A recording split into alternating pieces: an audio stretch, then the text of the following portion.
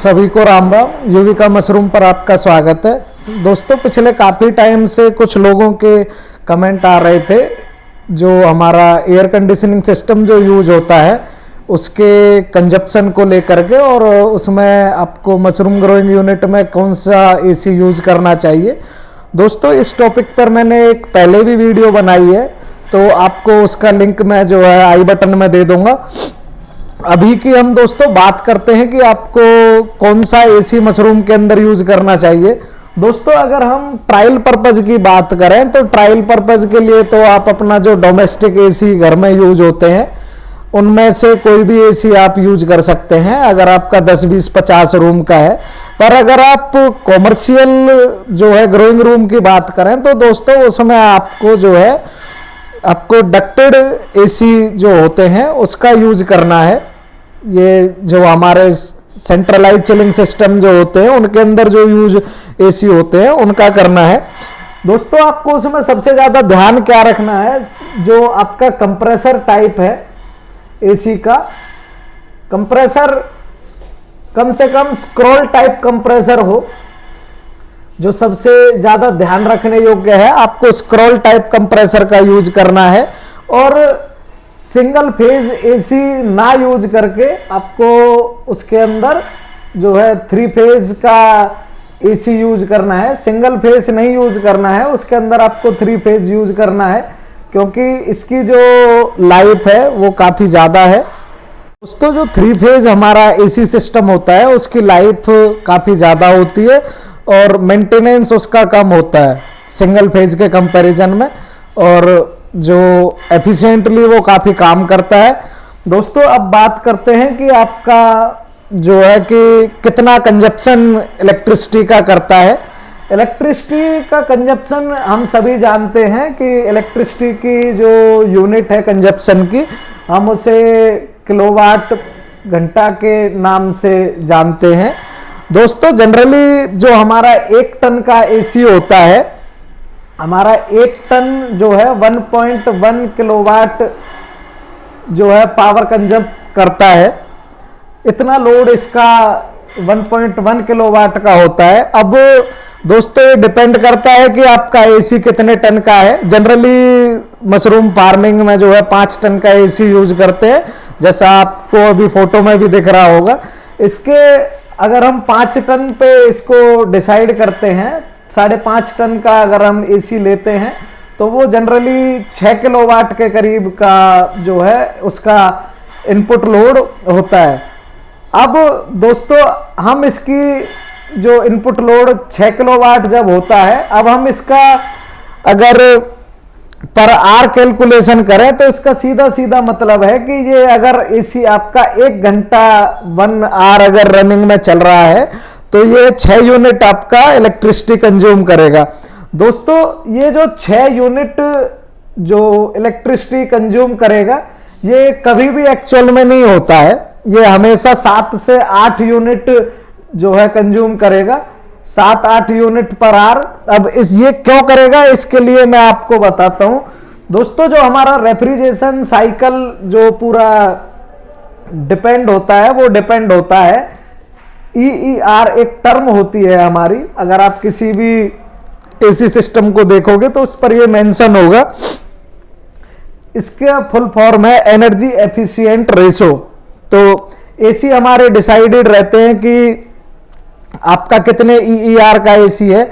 ये जितना ज्यादा रहेगा उतना ही एसी आपका एफिशिएंट रहेगा। ये हमारा 8.5 से ऊपर ही होना चाहिए। अगर 8.5 से कम है तो ये आपकी पावर ज्यादा कंज्यूम करेगा और जो है आपका क्या कहते हैं कूलिंग उतनी ज्यादा नहीं देगा। अगर कूलिंग कम रहेगी तो डेफिनेटली आपका खर्चा जो है ज्यादा बढ़ेगा उसकी जगह पर। तो ये डोमेस्टिक एसी में हमारा EER होता है, बट जो सेंट्रलाइज चिलिंग सिस्टम होते हैं उसमें ये हमारा SEER होता है, मतलब सीजनल एफिशिएंट एनर्जी रेशो। अब दोस्तों, हमारा ये जो EER है ये कैलकुलेट होता है जब आपका आउटडोर टेम्परेचर जो है एनवायरमेंट का आउटडोर टेम्परेचर लगभग 36-37 डिग्री सेल्सियस हो। इंडोर जो टेम्परेचर है इंडोर टेम्परेचर 26-27 डिग्री टेम्परेचर हो और एनवायरमेंट में ह्यूमिडिटी है जो RH वैल्यू है वो आपकी 50% है। अगर आपका ये क्राइटेरिया चलता है तो आपका एसी जो है, मैंने आपको पहले जो वैल्यू बताई 6 यूनिट जो है पर आवर जो है कंज्यूम करेगा। पर आपको पता है नॉर्थ इंडिया में जनरली ये होना पॉसिबल नहीं है। हमारे यहाँ तो टेम्परेचर जो है 44-45 तक भी जाता है और मॉइस्चर काफी कम हो जाता है। तो इस वजह से दोस्तों जो हमारे एसी यूनिट है उनका लोड जो है काफी ज्यादा बढ़ जाता है। अब दोस्तों हम बात करें कि एक महीने में आपका जो है कितना बिल जो है इलेक्ट्रिसिटी का आता है एक ग्रोइंग रूम के लिए।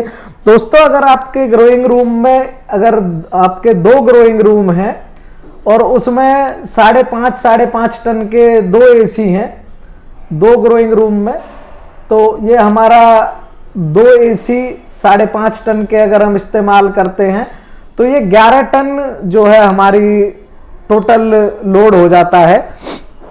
और अगर हम इसको ऑन एन एवरेज 18 घंटे की अगर हम पर डे की रनिंग मान लें, 18 आवर्स की पर डे रनिंग जो है अगर होती है और 7 से 8 में अगर हम कैलकुलेट करें, 7 भी हम मिनिमम लेके चलते हैं कि 7 यूनिट पर आवर जो है हमारा एसी खर्च करेगा, तो जो है हमारा लगभग 7 यूनिट पर आवर के हिसाब से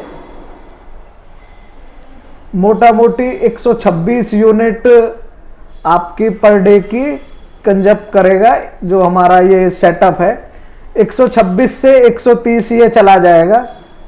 अब दोस्तों डिपेंड करता है आपके वहाँ इलेक्ट्रिसिटी स्लैब रेट क्या है।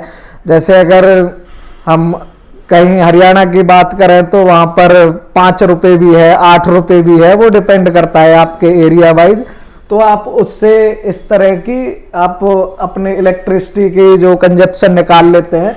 अगर मैं 5 रुपए जो है पर किलोवाट अगर यूनिट कॉस्ट करूं तो जो है हमारा ये यूनिट 650 रुपए की एक दिन में जो है इलेक्ट्रिसिटी कंज्यूम कर रहा है। 650 रुपए अगर आप इसे महीने से जब डिवाइड करोगे आप तो ये लगभग 20,000 के करीब, 20,000 के आसपास ये हमारा पर मंथ जो है इलेक्ट्रिसिटी का खर्चा रहेगा। मुझे उम्मीद है दोस्तों आपको यहाँ तक वीडियो में दी गई जानकारी समझ आई होगी और आपके सारे डाउट्स एसी को लेके क्लियर हो गए होंगे। मैं फिर एक बात और रिपीट करना चाहूँगा दोस्तों कि आप अपना जो एसी है वो SEER रेटिंग जो हमारी है उसको वेरीफाई करके ही लें, जिससे कि आपका नुकसान कम से कम हो। वीडियो को लास्ट तक देखने के लिए दोस्तों धन्यवाद। चैनल को लाइक, शेयर और सब्सक्राइब करें ताकि आप जैसे और भाइयों को मशरूम से संबंधित हर तरह की जानकारी उपलब्ध हो। नमस्कार।